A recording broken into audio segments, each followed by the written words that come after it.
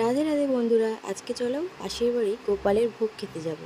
তো সেখানে সবার পাড়াসুদ্ধ সবার নেমন্তন্ন, তো সেখানে চলে যাচ্ছি। দেখো আমি শাশুড়ি আর বাবারা আসেনি। তো প্রথমে চলো একটু গোপীদেরকে দর্শন করে নিই। এখানে দেখো অন্নভোগ দিয়েছিল, তো বেশ সুন্দর লাগছে সব গোপুদেরকেও। এরপর আমি একটু প্রণাম টনাম করে নিলাম। তারপর দেখো সোজা খেতে বসে পড়বো, কারণ এরপর দেখো বসে পড়েছি আমি শাশুড়ি। তো চলো এখানে আমরা খাওয়া দাওয়াটা শেষ করি, তারপরে বাড়িতে গিয়ে রান্নাবাড়িও করতে হবে, কারণ আমাদের যে ঠাকুরমশাই পুজো করে তো তাকে খেতে বলেছিলাম।